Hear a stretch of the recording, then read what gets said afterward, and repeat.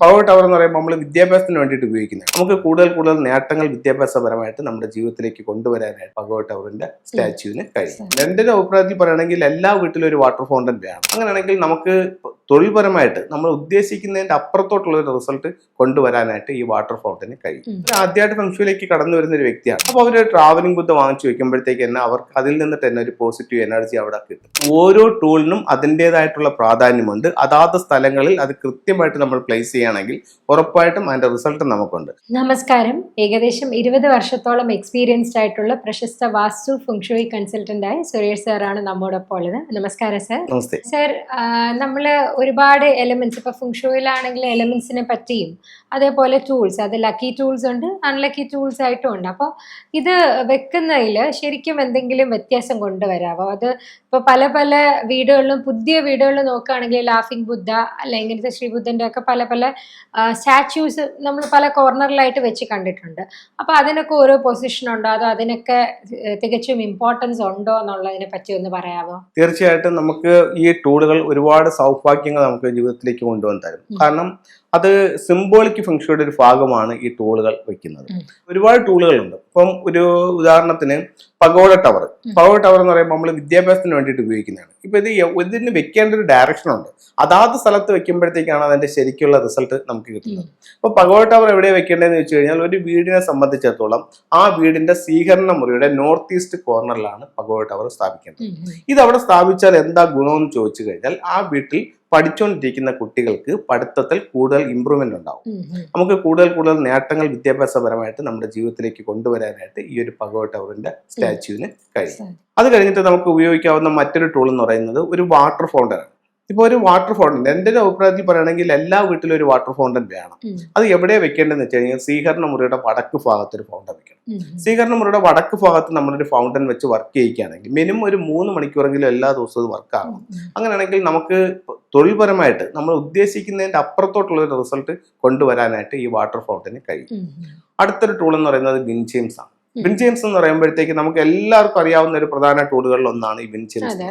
ഈ വിൻചെയിംസിന്റെ എണ്ണത്തിന് പ്രാധാന്യം, നമ്പേഴ്സിന് പ്രാധാന്യം. അപ്പൊ എത്ര ദണ്ടുകൾ ഉണ്ടെന്നുള്ളതാണ്. 6 ദണ്ടുകളുള്ള വിൻചെയിംസ് ആണ് ഏറ്റവും പ്രോസ്പെരിറ്റി ആയിട്ടുള്ളത്. ഏറ്റവും കൂടുതൽ നമ്മൾ ഉപയോഗിക്കുന്ന 6 ദണ്ടുകളാണ്. ഇത് എവിടെയാണ് ഉപയോഗിക്കേണ്ടതെന്ന് വെച്ച് കഴിഞ്ഞാൽ ഏതൊരു വീടിന്റെയും ഔട്ട് സൈഡിൽ നോർത്ത് വെസ്റ്റ് കോർണറിൽ, അതായത് കാറ്റ് കിട്ടി ഇതൊന്ന് മൂവ് ചെയ്യുന്ന രീതിയിൽ നോർത്ത് വെസ്റ്റ് ഭാഗത്ത് നമുക്ക് ഇതൊന്ന് ഹാങ് ചെയ്യുകയാണെന്നുണ്ടെങ്കിൽ പെട്ടെന്ന് തന്നെ നമുക്ക് അതിന്റെ റിസൾട്ട് നമ്മളിലേക്ക് കൊണ്ടുവന്ന് തരാനായിട്ട് സാധിക്കും. അതുപോലെ തന്നെ എല്ലാവർക്കും അത് ഒരുപക്ഷെ ഇന്ന് എനിക്ക് തോന്നുന്നു ഞാൻ കൺസൾട്ട് ചെയ്തിട്ടുള്ള വീടുകളിലൊന്നും ഇത് ഇല്ലാത്തൊരു വീടില്ല.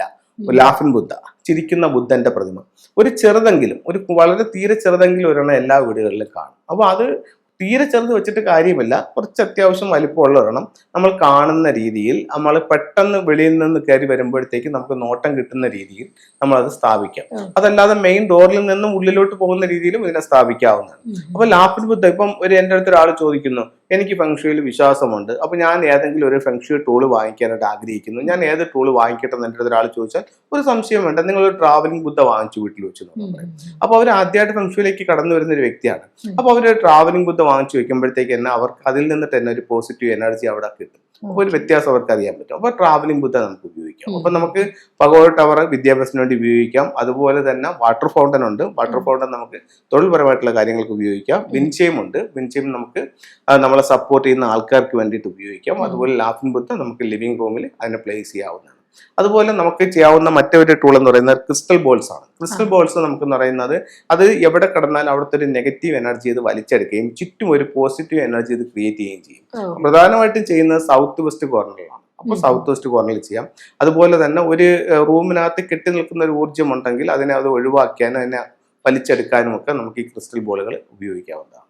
സാർ, ഇപ്പൊ ഈ പറഞ്ഞ ലക്കി ടൂൾസിൽ ഏറ്റവും എഫിഷ്യന്റ് ആയിട്ടുള്ളത് ഏതായിരിക്കും സാർ? ഇപ്പൊ ഒരാൾക്ക് പറഞ്ഞു കൊടുക്കുകയാണെങ്കിൽ ഇത് ഓരോ ടൂളിനും അതിൻ്റെതായിട്ടുള്ള പ്രാധാന്യമുണ്ട്. അതാത് സ്ഥലങ്ങളിൽ അത് കൃത്യമായിട്ട് നമ്മൾ പ്ലേസ് ചെയ്യുകയാണെങ്കിൽ ഉറപ്പായിട്ടും അതിന്റെ റിസൾട്ട് നമുക്കുണ്ട്. അപ്പോൾ ഇതാണ് നല്ലത് നമുക്ക് പ്രത്യേകിച്ച് ഒരു ടൂളിനെ പറ്റി പറയാൻ പറ്റില്ല. നമുക്ക് എല്ലാ ടൂളുകളും ഒന്നിനൊന്നിന് മെച്ചപ്പെട്ട ടൂളുകൾ തന്നെ. ഇതെല്ലാം റിസൾട്ട് ഉള്ളതാണ്. കാരണം റിസൾട്ട് ഇല്ലാത്ത ഒരു ടൂളും നമ്മളിവിടെ പരിചയപ്പെടുത്തുന്നില്ല. പിന്നെ എനിക്ക് ആദ്യമായിട്ടാണ് ഒരു ടൂൾ വാങ്ങിക്കാനായിട്ട് നിൽക്കുന്നത്, എനിക്കൊരു ടൂളിനെ പറ്റി പറഞ്ഞു തരുമെന്ന് ചോദിച്ചാൽ ഒരു സംശയം വേണ്ട, ഒരു ട്രാവലിംഗ് ബുദ്ധ വാങ്ങിച്ച് നിങ്ങളുടെ വീട്ടിൽ വെക്കുന്നതാണ് ഏറ്റവും. ട്രാവലിംഗ് ബുദ്ധ അത് പലർക്കും അറിയാതെ ആയിരിക്കും അവർ വീട്ടിലൊക്കെ വെച്ചിട്ടുണ്ടാവും. പക്ഷെ എപ്പിസോഡ് കണ്ടിട്ടായിരിക്കും അവരും തിരിച്ചറിയുന്നത് ഇതിന് ഇത്രയും ഗുണമുണ്ട്. അപ്പം നിങ്ങൾ ഇപ്പൊ പൊസിഷനിങ് നിങ്ങൾ തെറ്റായിട്ടുള്ളിടത്താണ് വെച്ചേക്കുന്നെങ്കിൽ ഇപ്പൊ സാറ് പറഞ്ഞതുപോലെ പ്രോപ്പർ ആയിട്ടുള്ള പൊസിഷൻ അറിഞ്ഞത് വെക്കുക. അതിന്റെ വ്യത്യാസം നിങ്ങൾക്ക് നിങ്ങളുടെ ഫാമിലിയിലും വീട്ടിലും അത് തീർച്ചയായിട്ടും അനുഭവപ്പെടാൻ പറ്റും. അതേ കൂടുതൽ നിങ്ങൾക്ക് സംശയങ്ങളുണ്ടെങ്കിൽ സാറിനെ കോൺടാക്ട് ചെയ്ത് സാറിനെ കൺസൾട്ട് ചെയ്താൽ നിങ്ങൾക്ക് അറിയാൻ പറ്റും.